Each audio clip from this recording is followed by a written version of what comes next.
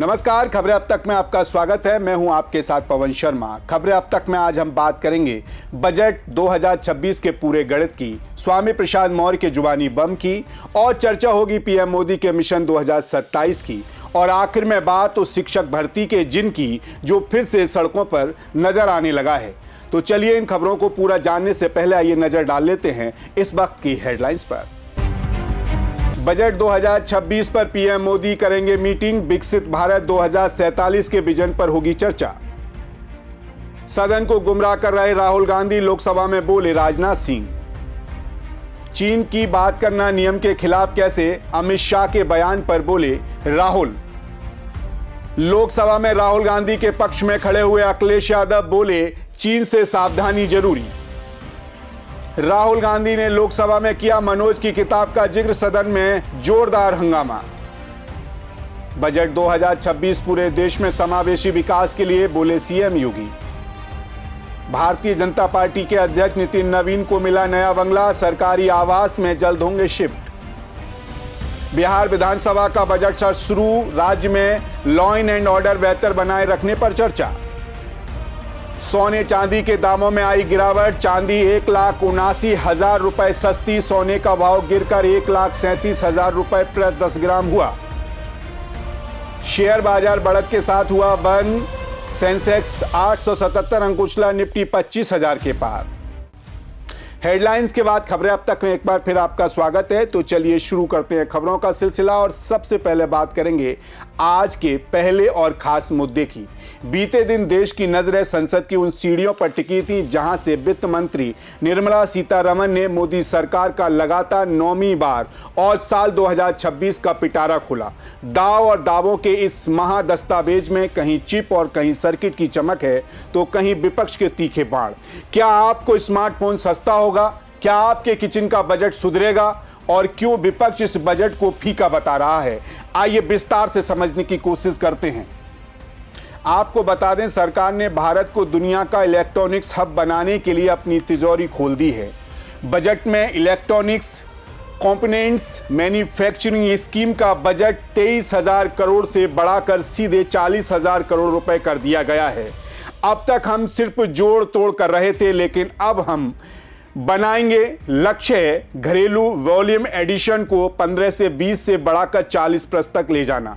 आपको बता दें, display modules, camera modules, PCBA, lithium cell, register और कैपेसिटर जैसे हाई टेक पार्ट्स अब मेड इन इंडिया होंगे। इससे न केवल स्मार्टफोन और लैपटॉप सस्ते होंगे, बल्कि फ्रिज, माइक्रोवेव और टोस्टर जैसे घरेलू उपकरण की विदेशी पर जो निर्भरता थी वो खत्म हो जाएगी। वहीं इस बजट से आपकी जेब पर क्या असर पड़ेगा, यानी क्या सस्ता और क्या महंगा हुआ, आइए जानते हैं। दरअसल वित्त मंत्री ने सीमा शुल्क के गणित से कई चीजों की कीमतें बदल दी हैं। जो चीजें सस्ती हुई हैं उनमें मोबाइल फोन, बैटरी और लिथियम ऑयल सेल, कपड़े, लेदर के बैग, जूते। कैंसर और शुगर की 17 दवाएं अब ड्यूटी फ्री होंगी। विदेश में पढ़ाई के लिए टीसीएस रेट 5% से घटकर 2% हुआ। एविएशन फ्यूल सस्ता होने से हवाई सफर में राहत मिलने की उम्मीद है। सोलर ग्लास, ईवी और स्पोर्ट्स आइटम सस्ते होंगे। वहीं क्या महंगा होगा, ये भी आइए जान लेते हैं। शराब, स्क्रैप, खनिज और बीड़ी पर महंगाई की मार पड़ सकती है। वहीं इस बार के बजट में नौकरियों की बौछार और निवेश का लक्ष्य रखा गया है। जी हां, इसी स्कीम के आंकड़े किसी फिल्म के ब्लॉकबस्टर कलेक्शन जैसे हैं। अकेले इस स्कीम से 51,000 डायरेक्ट नौकरियां और लाखों इनडायरेक्ट अवसर पैदा होने की बात की गई है। टाटा, सैमसंग जैसी दिग्गज कंपनियां पहले ही लाइन में लगी हैं। जहां सरकार अपनी पीठ थपथपा रही है, वहीं विपक्ष ने इसे दिशाहीन करार दे दिया है। लोकसभा में विपक्ष के नेता राहुल गांधी ने बजट पर तत्काल प्रतिक्रिया देने से बचते हुए कहा, मैं कल संसद द्वारा दिए गए मंच का इस्तेमाल कर अपनी बात रखूंगा। वहीं पश्चिम बंगाल की मुख्यमंत्री ममता बनर्जी ने केंद्र सरकार पर राज्य के साथ भेदभाव का आरोप लगाते हुए कहा, बंगाल को इस बजट में 1 पैसा भी नहीं दिया गया। सिर्फ जीएसटी के नाम पर हमारा पैसा लिया जा रहा है। जो राजस्व बंगाल से इकट्ठा किया जा रहा है वह पूरा हमें नहीं दिया जा रहा है। साथ ही समाजवादी पार्टी के अध्यक्ष अखिलेश यादव ने कहा, यह बजट गरीबों और गांव में रहने वाले लोगों की समझ से बाहर है। इसमें न नौकरी की बात है न रोजगार की। ये बजट देश की सिर्फ 5% आबादी को ध्यान में रखकर बनाया गया है। तो कुल मिलाकर देखा जाए तो बजट 2026 तकनीक और मैन्युफैक्चरिंग के मोर्चे पर सुपरफास्ट दिख रहा है, लेकिन आम आदमी की थाली और विपक्षी राज्यों की झोली में क्या क्या आया, इस पर बहस जारी रहेगी। क्या भारत वाकई में दुनिया की फैक्ट्री बना पाएगा या विपक्ष के आरोपों के जनता के दिल में जगह बना पाएगा? ये तो आने वाला वक्त और बाजार ही कीमतें ही बताएंगी। खैर, इसी के साथ खबरें अब तक में रुख करेंगे अगले मुद्दे की तरफ। उत्तर प्रदेश की सियासत में इन दिनों जुबानी जंग और बयानों के बम फूट रहे हैं। पूर्व मंत्री और अपनी जनता पार्टी के मुखिया स्वामी प्रसाद मौर्य ने समाजवादी पार्टी के गढ़ में ऐसी सेंध लगाई कि लखनऊ से लेकर मैनपुरी तक खलबली मच गई है। रविदास जयंती के मौके पर लखीमपुर खीरी पहुंचे मौर्य ने अखिलेश यादव के पीडीएफ फॉर्मूले की ऐसी धज्जियां उड़ाई कि सोशल मीडिया पर बवाल मच गया। स्वामी प्रसाद मौर्य ने मंच से दहाड़ते हुए कहा कि अखिलेश यादव का पीडीए दरअसल एक चू चू का मुरब्बा है। उन्होंने बेहद विवादित अंदाज में तंज कसा कि जो शख्स खुद पीडीए का मतलब नहीं जानता वह दूसरों को क्या समझाएगा। मौर्य यहीं नहीं रुके, उन्होंने अखिलेश की पत्नी और मैनपुरी सांसद डिंपल यादव का नाम घसीटते हुए कहा कि अखिलेश के लिए पीडीए का मतलब उनकी सुविधाओं के हिसाब से बदलना है। कभी डी का मतलब दलित होता था तो कभी वही डी डिंपल यादव बन जाता है। इसी तरह कभी पी को पिछड़ा बताते थे तो कभी पंडित को खुश करने के लिए उसका अर्थ बदल देते हैं। स्वामी ने 2 टूक कहा कि पीडीए कुछ और नहीं बल्कि जनता की आंखों में झोंका जा रहा एक धोखा है। वही समाजवादी पार्टी के खेमे में इस बयान के बाद भारी गुस्सा है। समर्थक इसे महिलाओं के अपमान से जोड़कर देख रहे हैं, लेकिन स्वामी प्रसाद मौर्य अब अपनी अलग सियासी राह बनाने की फिराक में हैं। हालांकि सियासी पारा सिर्फ यही नहीं थमा। मौर्य ने यूजीसी के नए नियमों और सुप्रीम कोर्ट की रोक को लेकर भी जातीय कार्ड खेल दिया है। उन्होंने अपने एक्स हैंडल पर आग उबलते हुए लिखा कि जिन जिन लोगों के पुरखों ने शंभू का सिर और एकलव्य का अंगूठा काटा, उनकी संतानें आज भी दलितों और पिछड़ों को शिक्षा और सम्मान से वंचित करना चाहती हैं। उन्होंने सीधे तौर पर सवर्णों पर निशाना साधते हुए कहा कि यूजीसी के समता कानून का विरोध करने वाले वही चेहरे हैं जिन्हें पिछड़ा वर्ग मालपुआ और दान दक्षिणा खिलाता आया है। मौर्य ने अपील की कि ऐसे लोगों को दान देना बंद करो, उनकी हैंकड़ी अपने आप ठिकाने आ जाएगी। यही नहीं, उन्होंने भारतीय जनता पार्टी और न्यायपालिका के गठजोड़ पर भी सवाल उठाए। मौर्य का आरोप है कि भाजपा शतरंज की चाल चल रही है। एक तरफ कानून लाकर पिछड़ों को खुश किया, दूसरी तरफ खुद ही अपने लोगों से याचिका डलवाकर सुप्रीम कोर्ट से स्टे लगवा दिया। उन्होंने इसे सांप भी मर जाए और लाठी भी ना टूटे वाली राजनीति करार देते हुए चेताया कि भाजपा के इस धोखे से सावधान रहने की आवश्यकता है।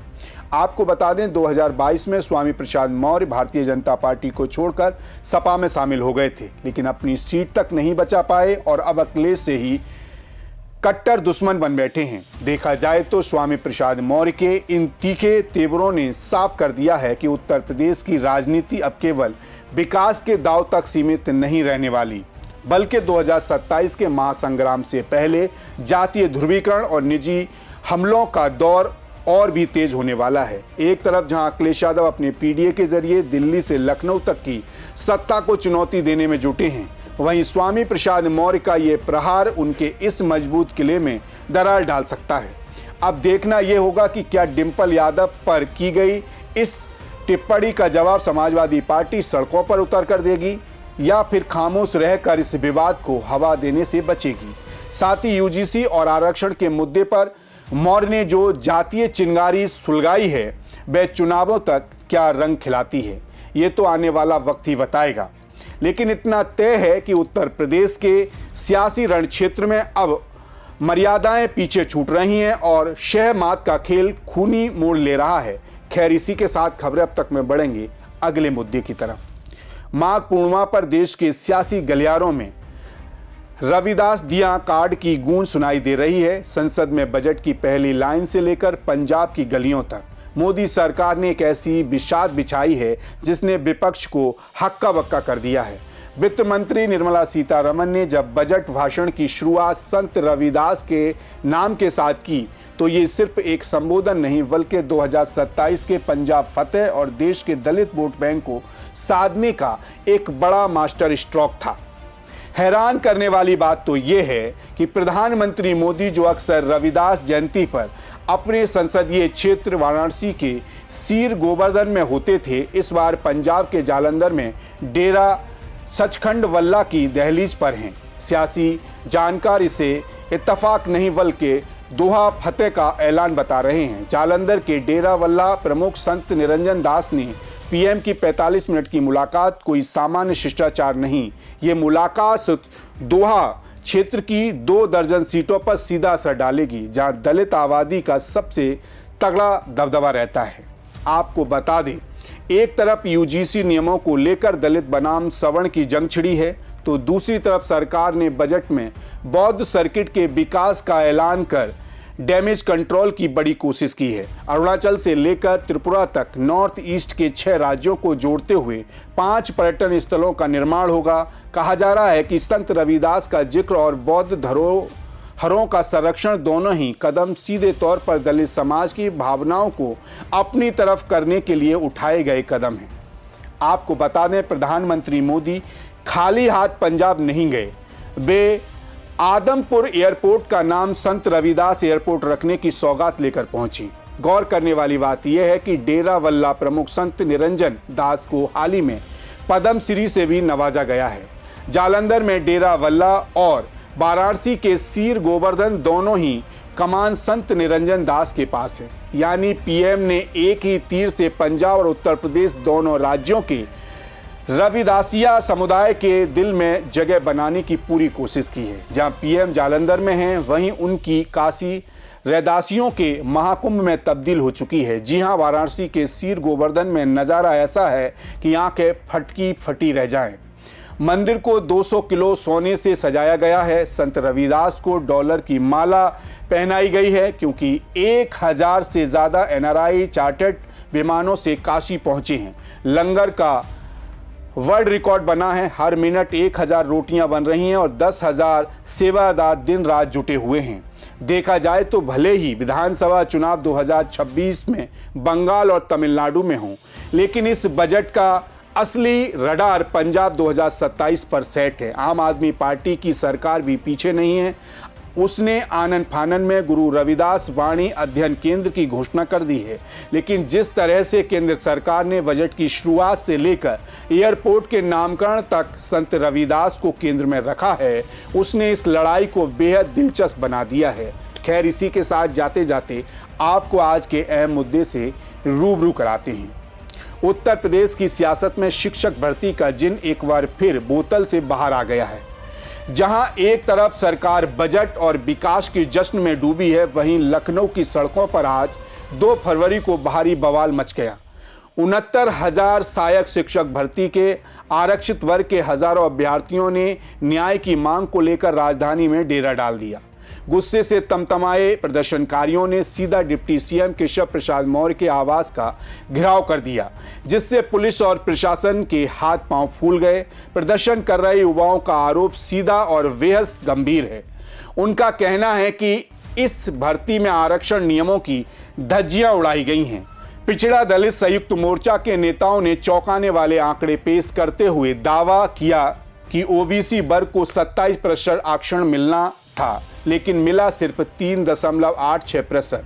एससी वर्ग को 21% आरक्षण मिलना था, लेकिन थमा दिया गया महज 16.2%। युवाओं का आरोप है कि सरकार की नाक के नीचे इतना बड़ा आरक्षण घोटाला हो गया और जिम्मेदार अभी भी मौन है।